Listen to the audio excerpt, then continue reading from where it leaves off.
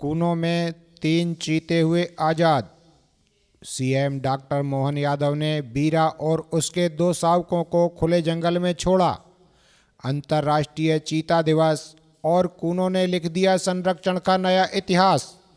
मुख्यमंत्री डॉक्टर मोहन यादव आज Kuno national park पहुंचे और दक्षिण अफ्रीकी मादा चीता वीरा सहित उसके 2 9 माह के शावकों को खुले जंगल में रिलीज किया।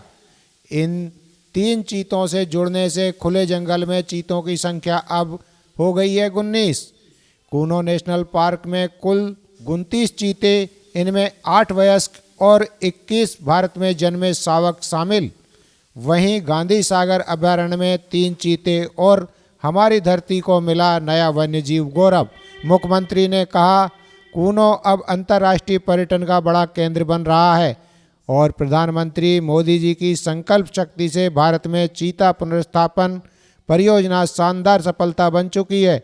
इस अवसर पर चीता कैलेंडर 2025 का विमोचन, सोवेनियर शॉप का शुभारंभ और फ्री राइजिंग चीता मैनेजमेंट पुस्तक का लोकार्पण भी किया गया। कूनो जहां हर कदम पर लिखी जा रही है संरक्षण की नई कहानी। यह है भारत का चीता मोमेंट। एशिया महाद्वीप पर चीतों का पुनर्स्थापन का जो संकल्प शुरू हुआ वो धीरे धीरे करके परवान चढ़ रहा है। आज चीता दिवस के अवसर पर मैं प्रदेशवासियों को, देशवासियों को बधाई देना चाहूँगा। माननीय प्रधानमंत्री जी को, माननीय वन मंत्री को, श्रीमान भूपेंद्र यादव जी, श्रीमान नरेंद्र मोदी जी। और आज हमने मादा चीता के साथ उसके 2 शावक छोड़े हैं। कुल मिलाकर के 32 चीते हमारे अपने राज्य के अंदर वर्तमान में है।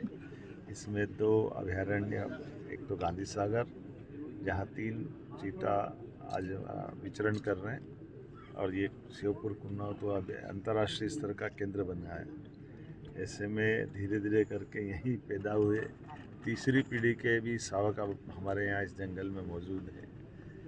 मुखी हमारे देश में पैदा, अपने राज्य में पैदा हुई, उसके 5 बच्चे का जो समाचार है वो भी सुखद है। और उससे ज़्यादा सुखद है कि अपने स्वच्छंद वातावरण में अब यहाँ चंबल के अंचल में हमारे सभी नागरिक भी उनके साथ रहकर जीना सीख गए हैं और परस्पर प्रेम भी कर रहे हैं। आपस में इनका भाईचारे का संबंध, प्रकृति के साथ जुड़ने का जो हमारा अपना मध्य देश का स्वभाव है, वसुधैव कुटुंबकम, ये उसका सुंदर उदाहरण है। ऐसे में जब देश के अंदर टाइगर स्टेट मध्य प्रदेश है, लेपर्ड स्टेट है, वाइल्ड लाइफ के बहुत सारे जानवरों के आश्रय स्थल है, ऐसे में चीते ने अपना पुनर्स्थापन विश्व में सबसे पहले यहाँ करके हमारी उस आत्मीयता को मजबूत किया है। मेरी अपनी ओर से फॉरेस्ट डिपार्टमेंट को, हमारे सारे अधिकारियों को, मंत्री जी को इस अवसर पर सभी को बधाई देता हूँ और उम्मीद करता हूँ कि 5 गुना यहाँ पर्यटन बढ़ा है।